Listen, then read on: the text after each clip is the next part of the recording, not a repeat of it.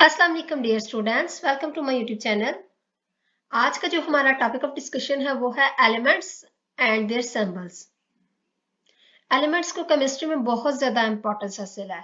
अब एलिमेंट्स हैं क्या उसको देख लेते हैं। According to modern definition of elements, उसके मुताबिक एलिमेंट्स क्या हैं? It is a substance made up of same types of atom having same atomic number and cannot decomposed into simple substances by ordinary means। ये थी इसकी modern definition. अब ये है क्या? It is a substance. Substance मतलब ये substance कहते हैं हमारे पास कोई भी है प्योर मैटर, ठीक है। प्योर मैटर की फॉर्म को सब्सटेंस कहते हैं, ठीक है। जो के मिलके बनता है किससे? Same types of atom. For example मेरे पास क्या है, एक गोल्ड का पीस है। ये मेरे पास क्या है? एक गोल्ड का पीस है। गोल्ड कहते हैं AU को, ठीक है। गोल्ड का एक पीस है, तो इसमें जितने भी एटम हैं ये इसके ना छोटे छोटे क्या हैं? एटम्स हैं। ये सारे के सारे क्या है? गोल्ड से मिलके बने हैं। ऐसा नहीं है कि इसमें सिल्वर के पार्टिकल्स आ गए हैं या फिर इसमें क्या है आयरन के पार्टिकल्स आ गए हैं। ऐसा बिल्कुल भी नहीं है। सेम टाइप्स ऑफ एटम्स है having same atomic number. Atom same है तो एटॉमिक नंबर भी सेम होगा, ठीक है। हमें पता है एटम के अंदर क्या आता है? न्यूक्लियस। न्यूक्लियस के अंदर क्या आते हैं? प्रोटॉन्स, ठीक है। जितने नंबर्स होंगे प्रोटॉन्स के उतने ही आपके पास उसका एटॉमिक नंबर होगा।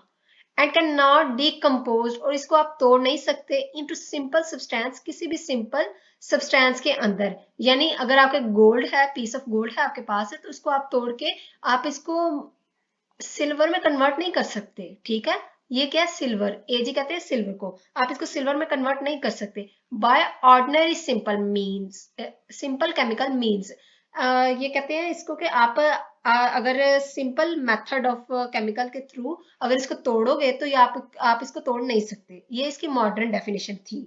लेकिन आप इसको क्या है न्यूक्लियर मेथड के थ्रू तोड़ सकते हो, ठीक है। But due to capacity of nuclear chemistry, nuclear method के थ्रू आप इसको तोड़ सकते हो, ठीक है। उसके लिए मैं आपको एग्जांपल देती हूँ। हमारे पास क्या है? एक ब्रिलियम है, ठीक है। एक एटम है ब्रिलियम का, और हमने इस पे बम्बार्डमेंट करवाई किसकी? अल्फा पार्टिकल्स की। ये मेरे पास क्या है? अल्फा पार्टिकल्स है, ठीक है। हमारे पास इसका नंबर ऑफ एटॉमिक नंबर और मास नंबर भी इसका लिख लेते हैं साथ साथ, ठीक है। और यहाँ से हमारे पास जब ऐसे बम्बार्डमेंट करवाई हमने ब्रिलियम की, तो हमारे पास क्या बन गया? ये जो ब्रिलियम था किसमें कन्वर्ट हो गया? कार्बन में। और साथ में हमारे पास क्या प्रोड्यूस हो गए? न्यूट्रॉन्स, ठीक है। ये हमारे पास तब हुआ जब मैंने इसको किसी भी न्यूक्लियर मेथड के थ्रू बम्बार्डमेंट करवाई है एटम्स की, ठीक है। अदरवाइज ये क्या था? डिकम्पोज नहीं होगा अगर इसको आप सिंपल मेथड से करवाओगे। ये थी इसकी मॉडर्न डेफिनेशन। अगर इसकी हम प्रीवियस डेफिनेशन पे गौर करें, प्रीवियस जो इसकी डेफिनेशन थी उसके मुताबिक क्या है? उसके मुताबिक ये है कि आपके पास elements were the substances that cannot be broken down into simpler unit by ordinary chemical mean। ये डेफिनेशन आपकी बुक पे भी है, लेकिन इसको आप फिर भी नोट डाउन कर लेना। एलिमेंट्स what the substances, एक ऐसे सब्सटेंसेस हैं जिसको आप तोड़ नहीं सकते। सब्सटेंस का तो पता चल गया ना, मैटर की प्योर फॉर्म होती है। That could not be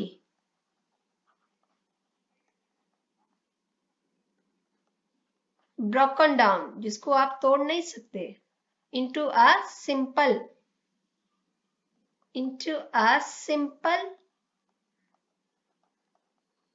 unit, किसी भी दूसरे यूनिट में इसको तोड़ नहीं सकते हैं by ordinary chemical method. Ordinary होता है आम, ठीक है। आम मेथड के थ्रू नहीं आप इसको तोड़ सकते।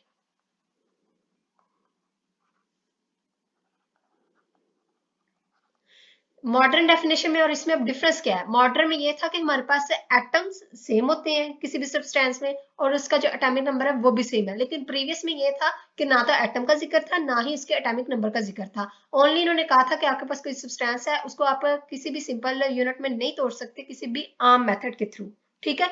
ये इसकी दो डेफिनेशन थी, एक तो इसकी प्रीवियस डेफिनेशन और एक इसकी मॉडर्न डेफिनेशन। अब हिस्टोरिकल इसका बैकग्राउंड देखिए। अब अगर इसकी हिस्ट्री पे गौर किया जाए तो हिस्टोरिकल स्टडी में हमारे पास क्या था? हमारे पास सिर्फ 9 एलिमेंट्स ऐसे थे जो हमारे पास डिस्कवर थे, ठीक है। 9 एलिमेंट्स। अब वो 9 एलिमेंट्स कौन कौन से थे उसमें आ जाता है आपके पास, ये जो 9 एलिमेंट्स है ना, ये आपकी बुक के ऊपर भी हैं, ठीक है। ये बुक का आपका पेज नंबर 5 है, उसमें इन्होंने बताए हुए हैं कौन कौन से आपके पास। एक कार्बन है, ठीक है, नंबर 1 कार्बन, दूसरा सल्फर, तीसरा टिन, चौथा सिल्वर, फिर गोल्ड, फिर आ जाता है आपके पास मरकरी, देन आपके पास आ जाता है आयरन, और देन कॉपर, ठीक है। ये सारे के सारे 9 एलिमेंट्स से, इसको काउंट डाउन कर लेते हैं, 1 2 3 4 5 6 7 8, 9 वाला हमारा रह गया है लेड, ठीक है, लेड। अब ये 9 एलिमेंट्स थे जो कि आपके पास नाउन थे, जिसको जो थे केमिस्ट जानते थे अर्ली एज में, ठीक है। अब इनके सैम्बल्स भी देख लेते हैं, के साथ साथ इसके सैम्बल भी। कार्बन को कैपिटल सी से रिप्रेजेंट किया जाता है, सल्फर को कैपिटल एस से, टिन को एस एन से, और सिल्वर को ए जी से, गोल्ड को ए यू से, मर्करी को एच जी से, आयरन को एफ ई से, कॉपर को सी यू से, लेड को पी बी से, ठीक है, पी और बी, ठीक है, इसे रिप्रेजेंट किया जाता है। और अगर इसकी हम बात करें मॉडर्न, ये जो है in the 19th century, end of 19th century की बात की जाए, 19th सेंचुरी के एंड पे हमारे पास क्या था, आपके पास जो एलिमेंट डिस्कवर किए गए थे साइंटिस्ट ने या केमिस्ट ने, जो एलिमेंट डिस्कवर किए थे वो थे 63, ठीक है। और इसके बाद आपके पास जो प्रेजेंट एज में है, प्रेजेंट जो एलिमेंट्स की है,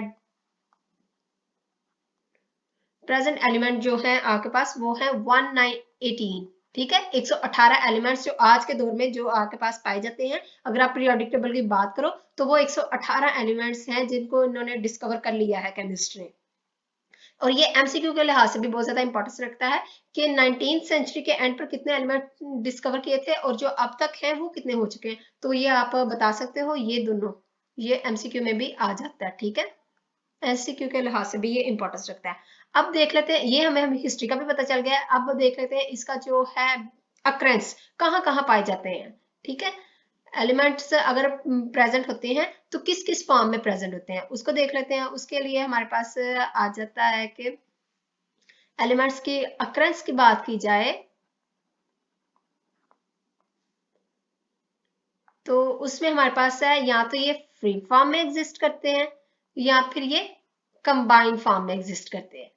फ्री फॉर्म की एग्जांपल ले लेते हैं। फॉर एग्जांपल मेरे पास है हीलियम, हीलियम ये एक है नोबल गैस है, ठीक है, प्लस आर्गोन, आर्गन भी हमारे पास क्या है, एक नोबल गैस है। ये दोनों क्या है, एक ऐसे एलिमेंट हैं जो फ्री फॉर्म में एग्जिस्ट करते हैं, ये किसी के साथ मिलकर बॉन्ड नहीं बनाते, ठीक है, बॉन्ड नहीं बनाते।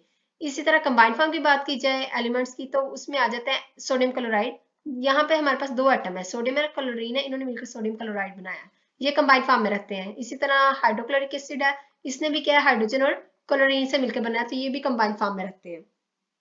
अब आपकी बुक पे एक ना इन्होंने दिया है, टेबल है, ये जो आपका बुक का पेज नंबर 5 है ना 9th क्लास की, वहां पे एक टेबल है, वो भी एमसीक्यू के लिहाज से बहुत ज्यादा इंपॉर्टेंस रखता है। उसमें इन्होंने बताया कि परसेंटेज कितनी कितनी होती है अगर एलिमेंट प्रेजेंट है डिफरेंट लेवल पे, यानी 3 लेवल इन्होंने बताए हैं। एक तो अर्थ क्रस्ट है, ठीक है, अर्थ क्रस्ट, दूसरा ओशंस में एलिमेंट्स की परसेंटेज बताई है, और तीसरा एटमॉस्फेयर में, ठीक है, आपके माहौल में कितने हैं, आपका सी लेवल वहां पे कितने हैं, अगर आपकी जमीन है तो वहां पे कितने हैं।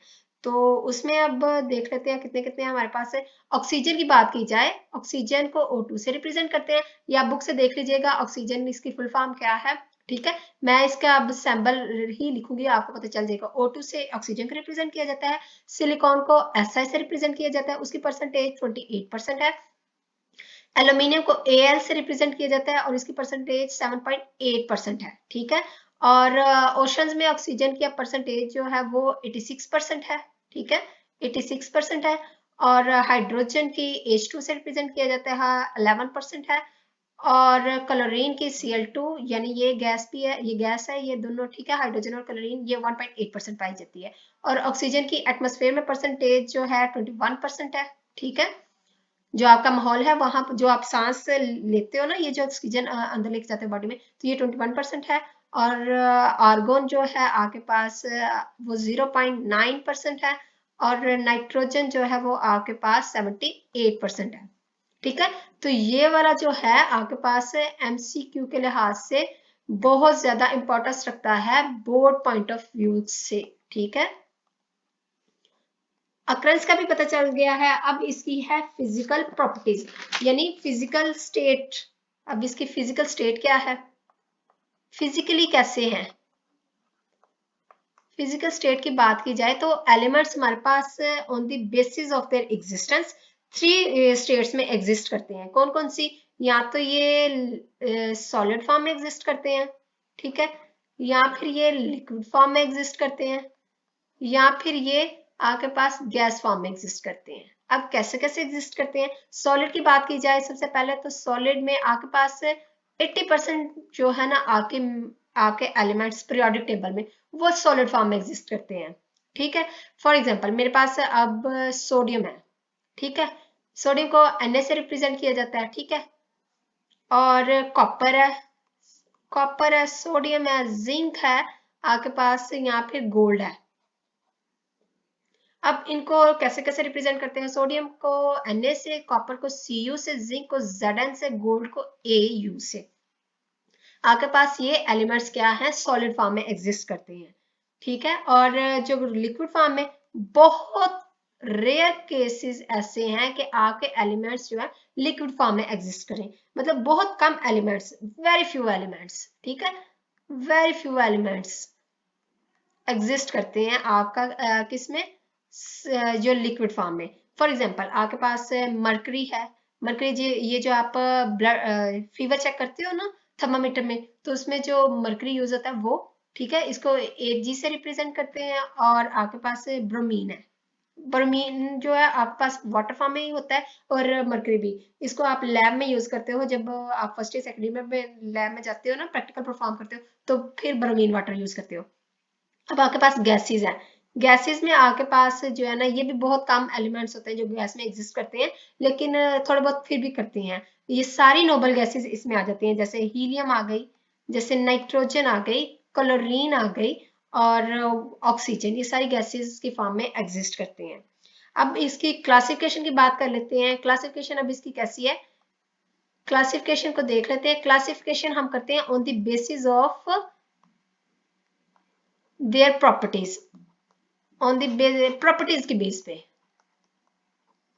किस बेस पे आप इसको क्लासिफाई करते हो, प्रॉपर्टीज के बेस पर। इसकी क्लासिफिकेशन भी है 3 तरह की होती है, इसकी क्लासिफिकेशन थ्री टाइप्स है इसकी क्लासिफिकेशन की। ठीक है, कौन कौन सी हैं, एक तो ये मेटल्स होती हैं, दूसरा ये नॉन मेटल्स होती हैं, तीसरा ये मेटलॉइड्स होती हैं।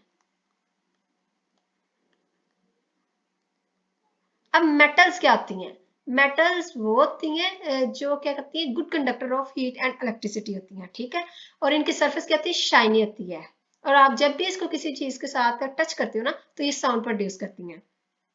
और 80% आपके पास जो है एलिमेंट्स ऐसे हैं जो मेटल की फॉर्म में एग्जिस्ट करते हैं आपके पीरियोडिक टेबल में।